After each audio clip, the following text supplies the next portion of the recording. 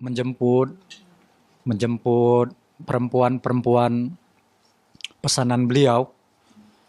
Jemput-jemput, Jal kau jemput ini ke sana, ini nanti. Ya, itu udah nggak terhitung itu. Di balik wajah tampan klinik yang selalu ramai dan ribuan pengikut di media sosial, ada rahasia kelam yang nyaris tak pernah tersentuh oleh sorotan kamera. Hari ini kita akan mendengar langsung kisah dari seseorang yang pernah sangat dekat bekerja, melihat dan akhirnya memilih pergi. Namanya Aprijal, seorang asisten pribadi yang dulu bermimpi besar bisa bekerja di industri kecantikan. Ketika ia diterima di klinik milik Dr. Richard Lee, hatinya berbunga-bunga. Awalnya aku pikir ini berkah. Dr. Richard Lee terlihat ramah, peduli dengan pasien, dengan karyawan, tapi semua itu berubah, ucap Aprijal. Lama-kelamaan Aprijal mulai melihat sisi lain dari Dr. Richard Lee. Seorang pemimpin yang penuh tekanan dan memperlakukan karyawan bak robot. Kami harus standby 24 jam, kalau telat balas wah langsung disidang. Tapi anehnya dia sering keluar malam bawa tamu perempuan yang bukan istrinya, ucap Aprijal. Aprijal mengaku pernah diminta memesankan kamar hotel, bahkan diminta membooking teman wanita untuk klien VIP. Yang katanya sih bukan untuk hal negatif. Puncaknya Aprijal mengaku ikut menyaksikan sebuah drama. Ketika istri Dr. Richard Lee mendobrak pintu hotel dan memergoki suaminya bersama perempuan lain. Saya ada di lobi, tiba-tiba Bu S datang marah-marah. Saya dengar sendiri teriakan, kamu pikir aku nggak tahu semua kelakuan kamu, ucap Aprijal. Setelah insiden itu Aprijal langsung mengundurkan diri jadi karyawan Dr. Richard Lee. Karena menurut Aprijal Dr. Richard Lee sudah di luar jalur dan Aprijal sudah tidak nyaman lagi bekerja dengan Dr. Richard Lee. Aprijal kini hidup sederhana tapi hatinya lebih tenang. Ia memilih bicara agar orang-orang tidak lagi tertipu oleh kedok Dr. Richard Lee. Ini bukan soal balas dendam. Tapi aku nggak mau orang lain ngalamin apa yang aku alami, harus ada yang berani buka suara, ucap Aprijal. Penggerbekan atau pengecekan prostitusi online itu, saya juga takut, itu sudah terpikir di benak saya. Ya, yang tabungan saya dipakai untuk transfer, dia transfer uang ke rekening saya yang transfer uang ke mucikari kayak itu kan. Itu. Ada beberapa kali gitu. Ya kalau yang disuruh jemput-jemput, Jal kau jemput ini ke sana, ini nanti. Ya itu udah nggak terhitung itu, Mbak. Gitu. Video itu langsung viral dalam hitungan jam. Nama Richard Lee meroket ke jajaran trending. Netizen terbelah, ada yang tak percaya, ada juga yang mengaku sudah lama curiga. Tapi satu hal yang pasti, publik dibuat syok dan kecewa. Kaget banget. Serius Dr. Richard kayak gitu? Dari dulu aku udah gak srek sama orang ini. Astagfirullah, beneran dong dia suka cewek online, ucap netizen. Tak butuh waktu lama, netizen yang terkenal jago selidik langsung bergerak. Mereka mengungkap beberapa hal. Salah satu temuan paling mengejutkan adanya akun-akun anonim yang ternyata pernah mengunggah testimoni serupa sejak 2023. Bahkan salah satu akun Instagram gosip pernah menerima DM dari seseorang yang mengaku pernah diminta jadi teman kencan oleh Dr. Richard Lee dengan bayaran tinggi. Benarkah ini pola lama yang baru terkuak sekarang? Atau hanya fitnah keji untuk menjatuhkan nama besar seorang dokter populer? Masyarakat dunia maya seketika panas. Banyak influencer ikut angkat suara. Aku pribadi sih memang udah lama jaga jarak, auranya emang agak beda. Dan kalau tuduhan ini benar, kecewa banget, ucap netizen. Kolom komentar akun Richard Lee pun dibanjiri hujatan. Banyak yang menuntut klarifikasi langsung, tapi sang dokter memilih diam. Dok, klarifikasi dong, ini serius loh tuduhannya. Kalau diam berarti bener dong, kami butuh penjelasan, ucap netizen.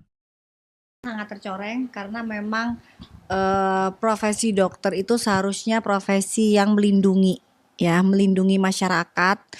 Apalagi kita tahu kalau misalnya memang DRL ini kan melakukan hal-hal tersebut, kan harusnya dia tahu ya resikonya.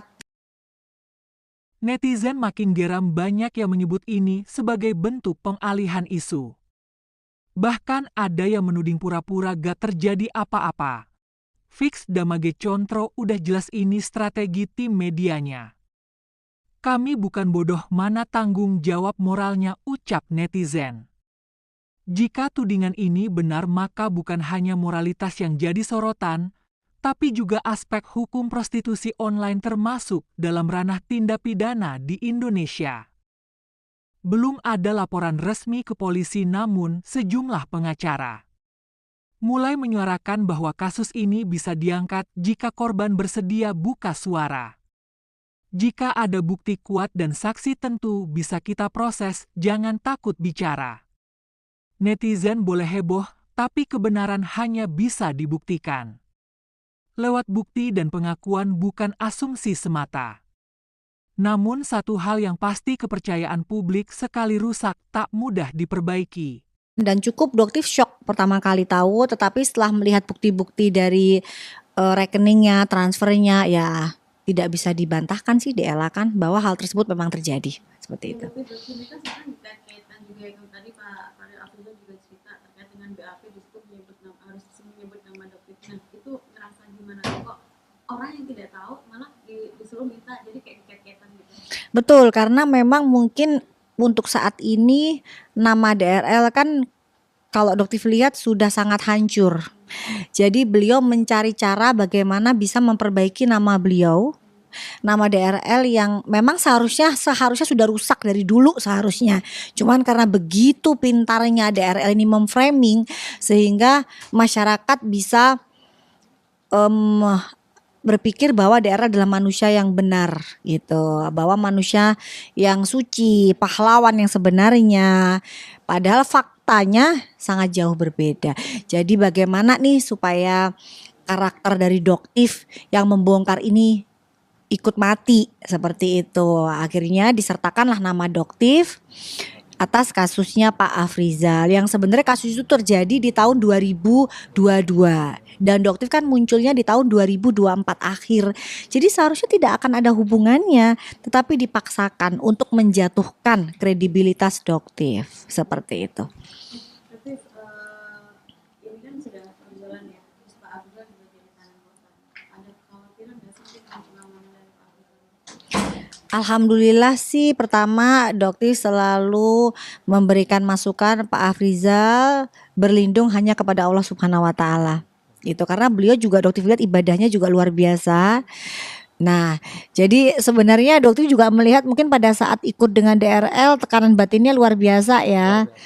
Karena beliau ini ibadahnya kuat gitu, ibadahnya kuat dan harus mengikuti orang dengan karakter seperti DRL ini kan perlawanan batin ya. Batin, Dok. Iya, berlawanan, bertentangan dengan batin saya, Dok. Nah, iya begitu. Jadi pasti ada perdebatan batin yang luar biasa. Bang, sekali, Dok. Ya. Iya. Jadi Doktif sih bersyukur ya, alhamdulillah sekarang sudah berhenti ya, sudah berhenti dan akhirnya juga beliau punya usaha sendiri. Insya Allah beliau mencari rezeki dengan cara yang halal sekarang, betul ya. Iya, betul, Dok. Nah, pasti Allah akan lindungi. Dan kebetulan juga ternyata di rumahnya beliau ini yang di Medan juga ternyata ada teman-temannya Doktif juga di situ. Jadi insya Allah keamanan beliau terjamin, insya Allah seperti itu. Oh, tersangka di Medan, insya Allah nanti kita tunggu perkembangannya karena tinggal menunggu laporan selanjutnya dari penyidikan Polres Medan seperti itu. Tapi siap nanti jika dipanggil ke Polres Medan. Oh siap, tapi sampai saat ini belum ada. Tapi gimana sih sudah dijadikan tersangka? Tersangka untuk kasus membongkar kejahatan itu bukan suatu yang harus malu ya, tapi itu suatu kebanggaan. Jadi buat Doktif bangga menjadi seorang tersangka karena membongkar kejahatan dari oknum AS ini, dokter juga gitu, AS juga, betul. Jadi bahwa beliau ini benar-benar seorang justiper, dan yang di situ dikatakan, ya ini juga perlu masyarakat publik ketahui, Doktif itu dilaporkan di suatu video TikTok. Dikatakan di situ Doktif tulis bahwa fix bukan dokter, justiper. Ya, jadi di video tersebut dia menawarkan barang. Ya, menawarkan barang, dan dia menawarkan barang tersebut adalah barang dari Thailand. Jadi dia beli, dia bawa masuk ke Indonesia melalui Bandara Kuala Namu, dan di situ barang tersebut pun disita oleh Bea Cukai Kuala Namu. Ya, karena memang melanggar. Makanya Doktif katakan ini adalah fix bukan dokter, justiper. Kenapa? Karena seorang dokter tidak mungkin membawa masuk produk yang ternyata ada kandungan merkurinya di situ. Gitu. Jadi di konten tersebut pun tidak ada konten tentang dia adalah seorang dokter. Jadi di situ adalah konten yang menjelaskan dia menjual barang, bukan seorang dokter. Seperti itu. Padahal dia dokter. Makanya Doktif katakan fix bukan dokter, justiper atas dasar itu. Kalau kamu setuju bahwa kebenaran harus selalu dikedepankan, jangan lupa untuk like, komen pendapatmu di bawah, dan tentu saja subscribe agar kamu nggak ketinggalan konten inspiratif lainnya dari channel ini. Share juga ke teman-temanmu supaya makin banyak orang yang paham pentingnya berpikir jernih sebelum menghakimi. Sampai jumpa di cerita berikutnya. Salam hormat dan tetap bijak dalam bersosial media.